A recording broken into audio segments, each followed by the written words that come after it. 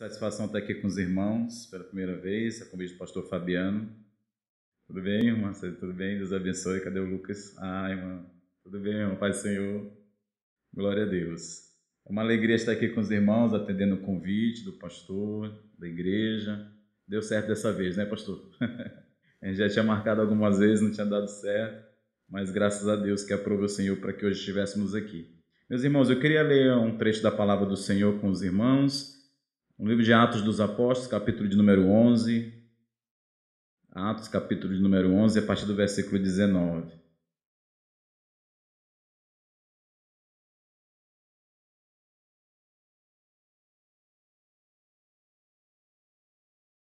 Atos dos Apóstolos, capítulo 11, versículo 19. Amém? Diz assim a palavra do Senhor. Então os que foram dispersos por causa da tribulação que sobreveio a Estevão se espalharam até Fenícia, Chipre e Antioquia, não anunciando a ninguém a palavra, senão somente aos judeus. Alguns deles, porém, que eram de Chipre e de Cirene, e que foram até Antioquia, falavam também aos gregos, anunciando-lhes o evangelho do Senhor Jesus. A mão do Senhor estava com eles, e muitos crendo se converteram ao Senhor. A notícia a respeito deles chegou aos ouvidos da igreja que estava em Jerusalém, e enviaram Barnabé até Antioquia. Tendo ele chegado e vendo a graça de Deus, alegrou-se e exortava a todos a que com firmeza de coração permanecessem no Senhor. Porque era homem bom, cheio do Espírito Santo e de fé, e muita gente se uniu ao Senhor. E partiu Barnabé para Tarso à procura de Saulo. Tendo encontrado, levou-o para Antioquia, e por todo um ano se reuniram naquela igreja e ensinaram numerosa multidão. Em Antioquia foram os discípulos pela primeira vez chamados cristãos. Amém? Curve sua cabeça por um instante, vamos orar ao Senhor. Senhor Deus, nós te louvamos, bendizemos o teu nome, te agradecemos por esta oportunidade, te agradecemos, ó Pai querido, por tudo que o Senhor é e por tudo que o Senhor tem feito. Pedimos nessa oportunidade a tua bênção, pedimos que o Senhor fale conosco através da tua palavra e que tua graça nos alcance, Deus. Em nome de Jesus nós oramos, amém, graças a Deus. Meus irmãos queridos, nós temos lido um texto da parte do Senhor, um texto que Lucas escreve, relatando a respeito do progresso da igreja cristã, e esse capítulo 11 é um capítulo que é muito importante para a história da igreja, porque como nós lemos no versículo 26, é a primeira vez que os discípulos de Cristo são chamados de cristãos. Mas não somente por conta disso, mas a gente consegue perceber uma grande diferença que agora a gente consegue visualizar na igreja primitiva, na igreja do primeiro século. A gente sabe que a igreja ela nasce em Jerusalém, é em Jerusalém que os discípulos são cheios do Espírito Santo, é em Jerusalém que o poder de Deus desce sobre aqueles que estavam reunidos no cenáculo, e a gente percebe também que nesse período, enquanto eles estavam ali, também se levanta uma grande perseguição, uma perseguição que foi primeiramente levantada pelas autoridades judaicas que não estavam conformadas com aquilo que esse novo movimento estava promovendo dentro daquela cidade. Então, essa perseguição ela acontece e alguns daqueles discípulos, eles saem de Jerusalém fugindo dessa perseguição. E Lucas ele vai dizer que no capítulo 11, muitos desses discípulos que saíram por conta da perseguição de Jerusalém, eles são dispersos para diversas regiões.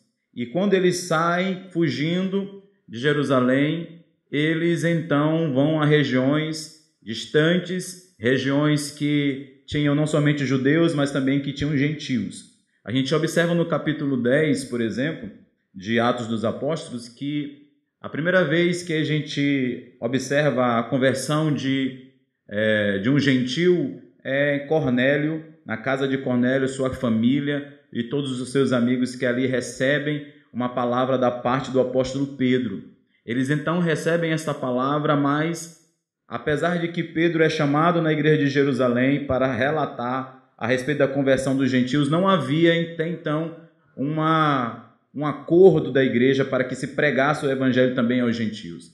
Até então os discípulos de Jesus tinham um entendimento equivocado, eles achavam que o cristianismo, que o Messias havia vindo somente para os judeus. E então eles começam a pregar, mas muito depois disso, Pedro prega ali para um gentio, para Cornélio, sua casa, seus amigos, mas ainda o restante da comunidade cristã não pregava ainda para os gentios. E o texto, Lucas, ele vai dizer exatamente isso, que aqueles que foram dispersos para outras regiões, eles saem pregando, anunciando, falando que o Messias havia chegado, que as promessas de Deus haviam se cumprido, que tudo aquilo que os profetas do Antigo Testamento haviam anunciado, de fato haviam se cumprido na vida de Jesus Cristo. Mas Lucas ele é bem enfático em dizer, na parte final do versículo 19, de que eles não anunciavam a palavra a não ser para os judeus.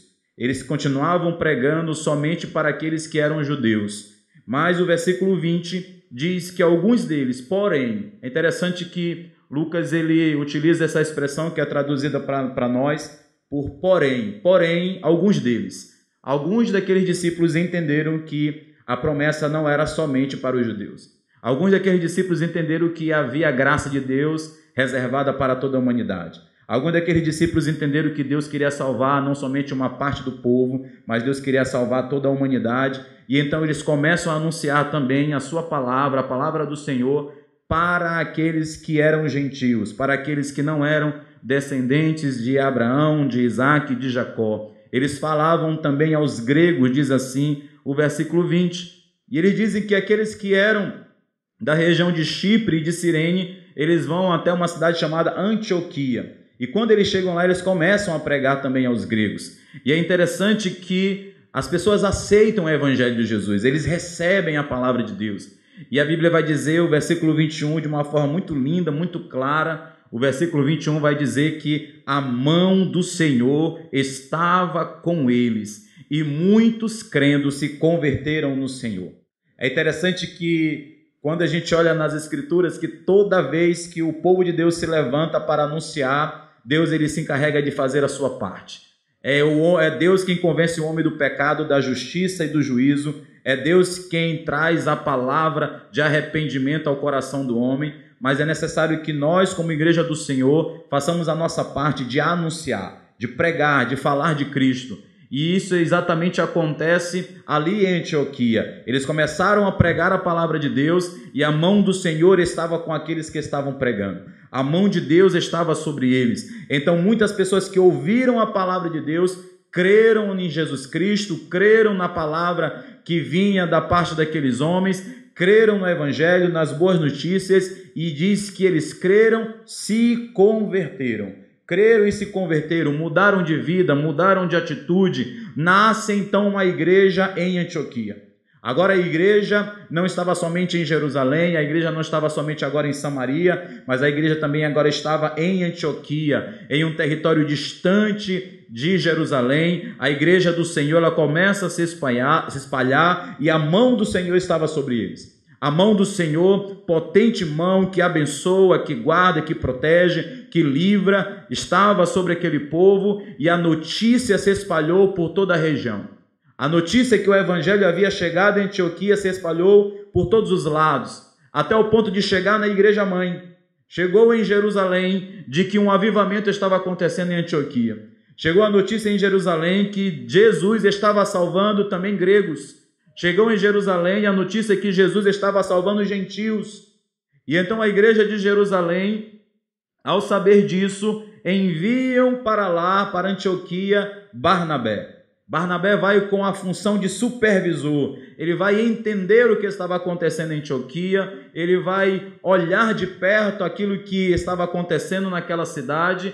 E a Bíblia vai dizer no versículo 23 que quando Barnabé chega naquela cidade, na cidade de Antioquia, ele viu a graça de Deus. Ele viu o evangelho de Cristo vivo sendo pregado. Ele viu almas convertidas ao Senhor. Ele viu a mão do Senhor poderosa agindo sobre aquele povo. Ele viu de fato que Deus estava agindo no meio dos gentios. Assim como Pedro, quando pregou a Cornélio e sua casa, e eles creram e o Espírito do Senhor desceu sobre aquela casa, sobre a casa de Cornélio e dos seus amigos, assim também desceu o Espírito de Deus sobre aqueles que haviam se convertido em Antioquia. O Senhor estava salvando. O Senhor estava operando, o Senhor estava livrando, o Senhor estava causando um grande avivamento em terras distantes de Jerusalém. E é interessante que quando Barnabé chega ali, ele não chega com o intento de acabar com o que estava sendo feito. ele vai ver o que estava acontecendo. Ele, obediente aos líderes da igreja, ele chega lá, e eu imagino que quando Barnabé chegou em Antioquia, sendo um homem de Deus, um homem cheio do Espírito Santo do Senhor, ele se alegra em saber que um povo estava agora servindo Jesus. Ele se alegra em saber que tinha um povo agora se convertendo aos pés de Cristo. E ele não vai para causar problemas. Ele não vai para causar divisão. Ele não chega lá dando carteirada dizendo: olha, eu vim de Jerusalém, a igreja mãe, e não pode ser feito dessa forma sem a autorização dos apóstolos. Não, ele vê que é o Senhor quem está agindo, e ele se alegra em saber que Deus está salvando, que Deus está operando, que Deus está convertendo vidas. E quando ele chega ali e vê a graça de Deus, ele se alegra e começa então a exortar a todos. Ele começa então a trazer palavra de ânimo, de incentivo, dizendo: continuem, é desse jeito, é dessa forma, continuem servindo ao Senhor, busquem o Senhor, sirvam ao Senhor. Ele anima o povo para que todos confirmassem a decisão que eles haviam tomado por Cristo. Ele anima o povo de Antioquia a ficar firme no seu coração e permanecer na presença de Deus. Porque quando Jesus salva, é necessário também que a igreja entre em ação e confirme a decisão daqueles que um dia se colocaram à disposição do Espírito Santo de Deus para serem trabalhados em seu coração. É necessário que sejam também pastoreados. É necessário que alguém vá lá e diga: continue firmes. Vocês tomaram a decisão, agora continue congregando, continue buscando o batismo com o Espírito Santo, sejam cheios do Espírito, trabalhem também para o Senhor, sejam formadores de novos discípulos. E então Barnabé vai com essa intenção. Barnabé era um homem cheio do Espírito de Deus. Barnabé era um discipulador. Barnabé era um homem que tinha a confiança dos apóstolos. E ele vai então e exorta aquele povo a continuar firme. A gente tem um entendimento, às vezes, de que exortação é puxar a orelha, de que exortação é descer a ripa sobre o povo. Na verdade, exortar é animar, é consolar, é trazer para junto de si e dizer: olha, continua firme, continua na firmeza do Senhor, continua permanecendo na presença de Deus. E é exatamente isso que Barnabé faz. Ele confirma e exorta aquele povo a permanecer na presença de Deus. E Lucas, mais uma vez, confirma o testemunho de Barnabé. E ele diz no versículo 24, que ele faz assim porque Barnabé era um homem bom e era cheio do Espírito Santo e de fé. Eu acho muito interessante quando eu vejo a Bíblia confirmando o testemunho de um homem ou de uma mulher de Deus. Às vezes eu olho para esses textos sagrados que confirmam a respeito da vida de um homem e de uma mulher de Deus e me pergunto: se a Bíblia fosse escrever alguma coisa a respeito de mim, o que estaria escrito? Se a Bíblia fosse falar alguma coisa a respeito de cada um de nós, o que estaria escrito ao nosso respeito? A Bíblia vai confirmar mais uma vez que Barnabé era bom e cheio do Espírito Santo. Barnabé era um homem que buscava a presença de Deus, e não somente bom e cheio do Espírito Santo, mas era bom, cheio do Espírito Santo e de fé. Ele tinha fé, ele exercia sua fé, ele colocava em prática aquilo que ele havia aprendido da parte de Cristo, ele praticava os ensinamentos de Jesus. E por conta disso, daquilo que havia acontecido, discípulos, vamos dizer assim, usar essa expressão, comuns, pregaram o evangelho a outras pessoas. Deus salvou. E então agora os apóstolos enviam um supervisor para lá. E esse supervisor é um homem bom, cheio do Espírito Santo e de fé. E a Bíblia vai dizer que a obra do Senhor é confirmada em Antioquia. E muita gente se uniu ao Senhor. Muita gente se uniu ao Senhor. Sabe por quê, irmãos? Havia uma liderança na presença de Deus. Havia uma liderança que estava segundo os propósitos de Deus. Havia uma liderança que estava cheia do Espírito Santo. Havia uma liderança de fé, porque a igreja de Antioquia havia nascido, mas agora tinha chegado uma liderança lá que estava somando força com os primeiros cristãos e dizendo: estamos juntos, permaneçam firmes, chego agora aqui para confirmar a fé junto com vocês. Por isso é tão necessário, irmãos, nós termos lideranças segundo a vontade de Deus, lideranças cheias do Espírito Santo, lideranças que de fato exerçam sua fé, lideranças que exortem, lideranças que confirmem a palavra do Senhor, lideranças que incentivem, porque quando Barnabé chega ali, ele não chega para acabar com o que tinha sido feito, ele chega para confirmar, ele chega para somar, ele chega para incentivar, porque era uma liderança cheia do Espírito de Deus. E então, quando ele vê aquilo que estava acontecendo, eu imagino que Barnabé lembrou-se daquilo que havia acontecido com Saulo. Ele lembrou-se de que Saulo precisava de alguém para discipulá-lo, de alguém para estar junto dele. E ele lembrou que aquele povo que estava lá agora era tudo novo convertido e precisava de ensino. O pastor Barnabé entendeu que aquela igreja lá agora precisava de alguém para estar junto com ele.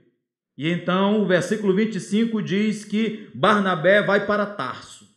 E ele vai em busca de Saulo. Ele vai procurar Saulo. Saulo que havia sido rejeitado pela igreja de Jerusalém.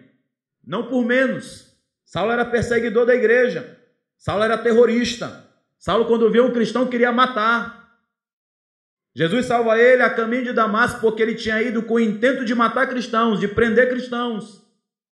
E os discípulos, quando viram que ele havia se convertido, ficaram desconfiados. Será que ele está convertido mesmo? Será que é crente mesmo? Olha lá, nós vamos entrar errado com Saulo. Vai que ele está fingindo que é crente. E aí então Barnabé, como era um homem cheio do Espírito de Deus, como era um homem cheio de fé, ele vai até Tarso e vai buscar um auxiliar para ele.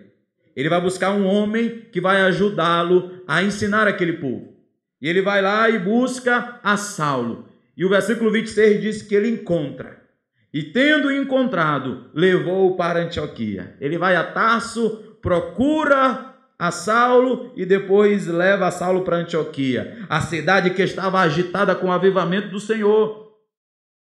E então a Bíblia vai dizer que por todo um ano eles se reuniram naquela igreja e ensinaram numerosa multidão. Por um ano inteiro eles estiveram aprendendo a palavra do Senhor. Saulo era um homem que conhecia não somente os preceitos judaicos, conhecia a palavra de Deus, tinha de fato tido um encontro com o Senhor, não havia caído ali de paraquedas e agora tinha um homem do lado dele que estava orientando. E então, durante um ano, Barnabé e Saulo estão ensinando a igreja de Antioquia, estão discipulando, formando novos obreiros, formando uma nova liderança, formando homens e mulheres cheios da presença de Deus, cheios da palavra do Senhor. E eles demoram um ano, sabe por quê, irmãos? Porque não se faz discípulos de uma hora para outra. Eu fico espantado às vezes quando a gente vê, principalmente acontece com pessoas famosas, que se convertem em um dia, 3 dias depois, já estão pregando, testemunhando, falando, dirigindo em congregações, sendo pastores, consagrados, ungidos, apóstolos e coisas e tal. E fico espantado. E às vezes quando vê um escândalo, a gente fica preocupado. Olha o escândalo. Mas é porque, irmãos, para se formar discípulos é necessário tempo de ensino. É necessário debruçar-se na palavra de Deus. É necessário ser exposto à palavra do Senhor. Durante um ano, Paulo e Barnabé estavam ali ensinando aquele povo. E a Bíblia diz que não foi ensinado apenas uma classe de EBD. Foi ensinado uma numerosa multidão. Sabe por quê? A mão do Senhor estava em Antioquia. A mão do Senhor estava sobre eles. Havia de fato uma verdadeira conversão. Uma conversão havia acontecido ali. E eles queriam aprender, estavam sedentos de aprender a palavra. E um ano ficaram sendo ensinados por Barnabé e Saulo. A diferença foi tão grande no ensino que eles receberam, que as pessoas começaram a olhar para eles e dizer, eles parecem com Cristo. Eles parecem pequenos cristos. Eles parecem que são cristãos. E então Lucas diz, pela primeira vez, os discípulos são chamados de cristãos. Pela primeira vez, o grande avivamento que foi derramado sobre Antioquia, com a confirmação através da exortação da palavra, através do ensino durante um ano, então o povo começou a perceber, esse povo é diferente, eles se parecem com Cristo. Eles são semelhantes a Cristo. Eles são pequenos cristos, eles são cristãos. E é interessante que este avivamento produziu algo tão bom naquela igreja, que aquela igreja se tornou uma igreja missionária. Porque não tem como um avivamento ser derramado sobre nós que não nos leve a anunciar às nações a respeito de Cristo. Não tem como um avivamento ser derramado sobre nós que não nos tire da posição de comodismo. Não tem como sermos ensinados na palavra de Deus e permanecermos da mesma forma. Toda vez que o homem é cheio do Espírito Santo, que conhece a palavra, ele quer anunciar a outros que Jesus fez por ele na cruz do Calvário, de que há uma boa notícia de salvação que deve ser pregada a todos os povos. E o resultado de um ano de ensino, o resultado de exortação, de pastoreio, o resultado está lá no capítulo 13. Capítulo 13 diz que havia na igreja de Antioquia profetas e mestres. Louvado seja Deus! A igreja de Antioquia, que foi ensinada, agora ela tem o seu resultado. Profetas e mestres estão lá na igreja de Antioquia. De onde surgiram os profetas e mestres? Não vieram da internet, não foram comprados o passe de outra igreja, foi produzido lá. A partir do ensino da palavra. Vieram e foram produzidos a partir do ensino da palavra. E Lucas, ele diz que esses profetas e mestres estavam ali na igreja de Antioquia. E ele cita então o nome dos tais. Ele diz Barnabé, Simeão, por sobrenome Níger, Lúcio de Cirene, Manaém, Colasso de Herodes, ou seja, irmão de leite de Herodes, o tetrarca, e Saulo. Ele cita o nome dos homens que estavam na liderança daquela igreja. E a gente percebe pelos nomes que era uma igreja diversificada, que era uma igreja que tinha pessoas de todas as partes. É interessante que ele frisa dizendo que Simeão tinha por sobrenome Níger, provavelmente tinha vindo de uma região africana. A gente olha e observa que tinha também ali um irmão de leite de Herodes, o tetrarca, ou seja, alguém que ocupava as posições nos palácios. A gente observa que tinha Saulo, um homem que era de fato um fariseu dedicado na presença de Deus, enquanto exercia os seus costumes judaicos. E tinha Barnabé, homem bom, cheio do Espírito Santo e de fé. Era uma igreja diversificada, mas por ser diversificado não significava então que tinha só problemas. Porque a igreja diversificada tem problemas também, que viemos de partes diferentes, de criações diferentes, de lugares diferentes, de experiências diferentes, mas não significa dizer que isso só vai trazer confusão, não, traz também contribuição. E a igreja tinha profetas e mestres, porque era uma igreja ensinada. E o versículo 2 diz que eles, servindo eles ao Senhor, eles estavam ali servindo aonde? Na igreja local, em Antioquia. Profetas e mestres servindo na igreja local. E eles estavam servindo e jejuando, trabalhando e sempre buscando a presença de Deus. E enquanto estavam servindo e jejuando, o Espírito Santo bradou no meio daquela igreja e disse: separai-me agora Barnabé e Saulo para a obra que os tenho chamado. Um tempo depois daqueles homens terem ido para lá, animado o povo, liderado o povo, agora vem o dono da obra, o Espírito Santo de Deus, e diz: separai-me Saulo e Barnabé para a obra que os tenho chamado. E aí parece até incoerente de que Deus manda chamar os líderes da igreja.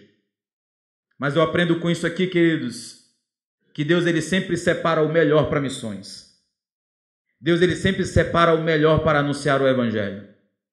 Não que os outros não fossem bons, mas foi Barnabé e Saulo que iniciaram aquele trabalho de ensino na igreja. E eles separam justamente aqueles que estavam junto com os demais, trabalhando. Sabe por quê? Não tem como ser bênção longe quem não é bênção perto. Não tem como a gente imaginar ser um ministro de louvor que vai cantar para multidões se nós não servirmos na nossa igreja local. Não tem como imaginarmos sermos um grande pregador para multidões se nós não servirmos na escola dominical da nossa igreja. Não tem como ser bênção longe quem não é bênção perto. O Senhor viu que aqueles homens eram bênção na igreja de Antioquia, então disse: separai-me a Saulo e Barnabé. Outro dia eu me reuni com os obreiros da igreja, dentre eles Filipe. Falava para eles assim, um trabalho de discipulado que nós estamos fazendo com os obreiros, e dizia para eles: eu estou vos preparando para vocês irem embora. E alguns ficaram me olhando espantado. Pastor, você quer que a gente vá embora? Sabe por quê? Quando os obreiros são bem treinados, eles vão embora. Atos capítulo 13 nos confirma isso. O Espírito Santo chega e diz: separai-me agora esses dois, que eu quero que eles vão agora às nações. Eu quero que eles preguem lá, aonde ainda não foi pregado o Evangelho. Filipos precisa, Roma precisa, outras cidades precisam, a Europa precisa ouvir o Evangelho. Separai-me a Barnabé e a Saulo. O melhor foi separado para missões, porque havia um produto do ensino e do avivamento que havia se derramado em Antioquia. E quando eles ouviram isso, eles então não simplesmente atenderam, mas mais uma vez a Bíblia vai dizer que eles então, versículo 3 do capítulo 13, jejuando e orando, eles então começaram a orar e a jejuar para que o Senhor confirmasse a sua palavra. Para que aquela palavra que havia sido dada pelo Espírito de Deus no meio daquele povo, de fato fosse confirmada, porque as decisões da igreja sempre devem ser tomadas com jejum e oração. Eu lembro que quando aceitei Jesus, ainda peguei um pertinho desse costume, que até para quando ia se separar o porteiro da igreja, tinha campanha de oração. Orava-se para saber se Deus confirmaria aquele irmão, aquela irmã, para trabalhar em determinada parte da obra do Senhor. Aprenderam com a Bíblia. A Bíblia diz que eles jejuavam e oraram.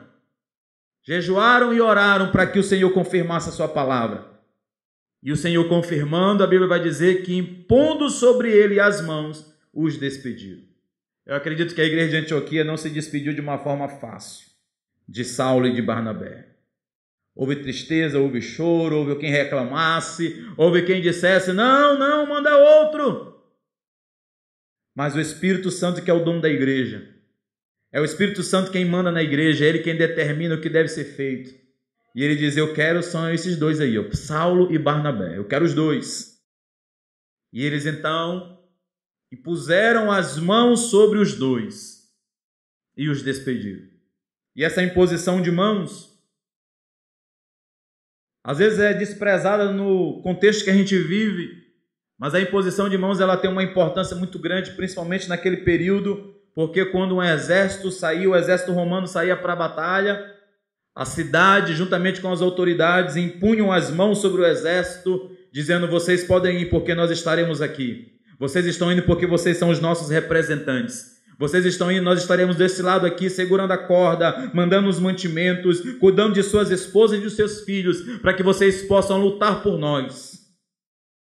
Quando a igreja de Antioquia impõe as mãos sobre Saulo e Barnabé, ela não simplesmente estava fazendo um ato litúrgico, ela não estava simplesmente fazendo uma cerimônia, ela estava dizendo: vocês vão, mas vocês sempre serão daqui. Vocês vão, porque os nossos pés não podem ir, mas vocês vão em nosso nome. Vocês vão e serão os nossos representantes. Vocês vão e nós estaremos aqui segurando a corda. Vocês vão e nós estaremos aqui suprindo vocês nos mantimentos daquilo que vocês necessitarem. E é interessante quando você vai ver as viagens missionárias de Paulo. Toda vez que ele terminava uma viagem missionária, ele voltava para prestar contas em Antioquia. Ele voltava para prestar conta em Jerusalém, dizer: olha, plantamos mais uma igreja, olha, tantos aceitaram Jesus, porque eles entenderam, Paulo entendeu, de que Antioquia era a igreja que os havia enviado, foi Antioquia que impôs as mãos sobre eles, e ele entendeu que ele tinha que prestar contas, relatórios, falar das bênçãos do Senhor que estavam acontecendo através de sua vida. Eu observo, por exemplo, em Atos dos Apóstolos, em um momento que Paulo chega em Corinto, e a Bíblia vai dizer que Paulo estava ali trabalhando, fazendo tendas. Ele estava fazendo tendas e ele encontra ali um casal e que também trabalhava da mesma forma. E quando ele encontra aquele casal, Priscila e Áquila, a Bíblia vai dizer que eles começaram a trabalhar juntos. Mas Paulo estava ali não para abrir uma empresa de fabricação de tendas. Paulo estava ali para plantar igreja em Corinto. Mas a Bíblia diz que depois chega lá Timóteo e Silas, com provisão que vinha da parte da igreja que o havia enviado.